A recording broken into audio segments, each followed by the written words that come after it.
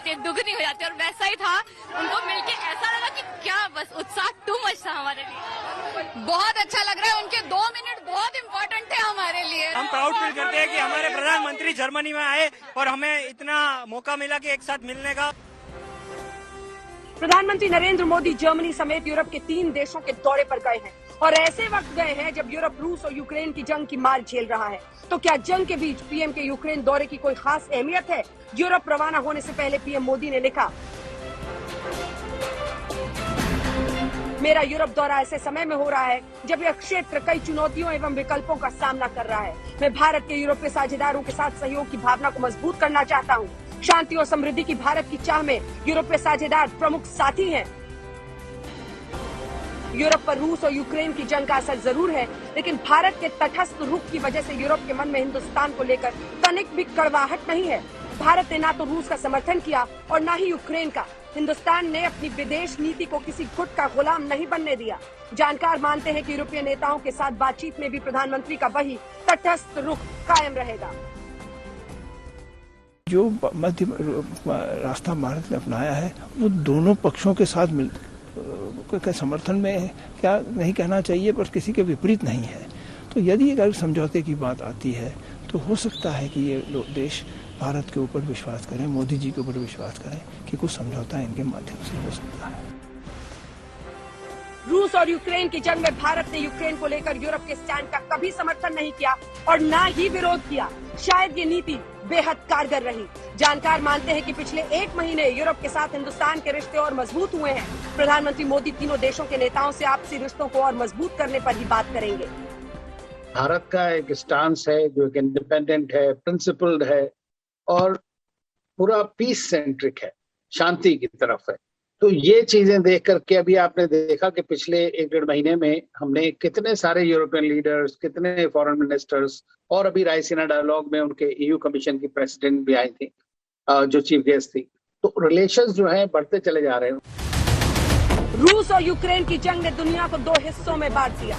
ज्यादातर देश या तो रूस के साथ या फिर अमेरिका और यूरोप के साथ, लेकिन भारत किसी के साथ नहीं और हर किसी के साथ भी है। और शायद यही हिंदुस्तान की ताकत भी है। तो बर्लिन से आपने ये रिपोर्ट देख ली। अब आइए हम दिखा रहे हैं आपको इस वक्त तस्वीरें।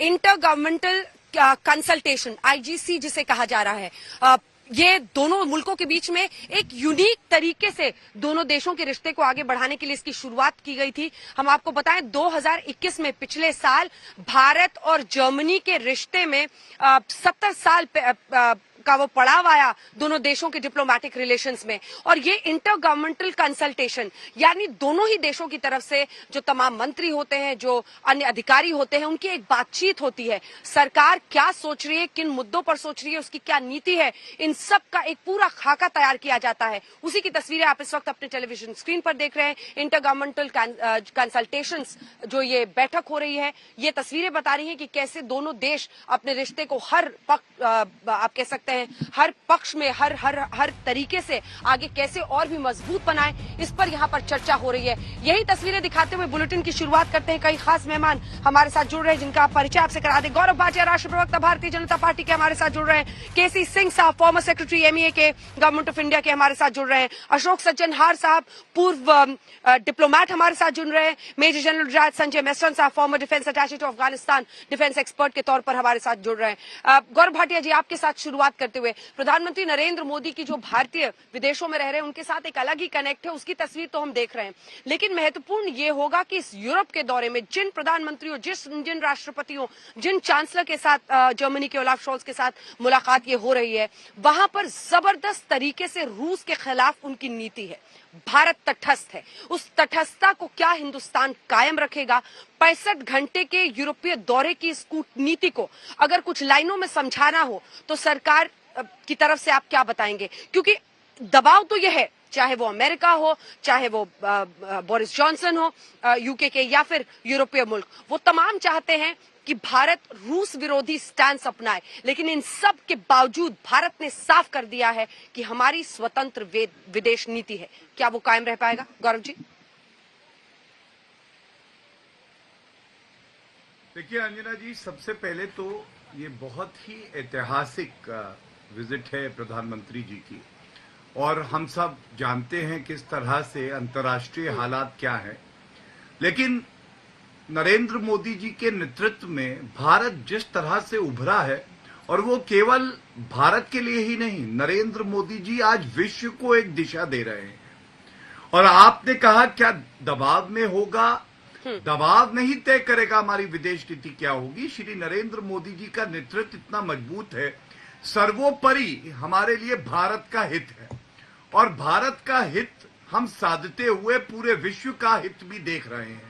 यही हमारी नीति है। और रूस और यूक्रेन का ये जो युद्ध चल रहा है, मैं समझता हूं भारत ही इकलौता ऐसा देश है जिसने बताया है किसी के दबाव में हम ये नहीं तय करेंगे हमारी नीति क्या होगी, बल्कि जो हमारी परिस्थितियां हैं, जो अपने आप में सबसे अलग हैं, उसको ध्यान में रखते हुए जो हमारे राष्ट्र के हित में होगा हम वो तय करेंगे। जिसका सबसे बड़ा उदाहरण है कि चाहे यूक्रेन हो, चाहे रूस हो, चाहे अमेरिका के राष्ट्रपति से बातचीत करना हो, और अब हम देख रहे हैं किस तरह से जर्मनी में बातचीत हो रही है, लेकिन सबसे हमारी 1 to 1 अपनी जो बातचीत है वो तय कर रही है कि क्या निर्णय लिया जाएगा।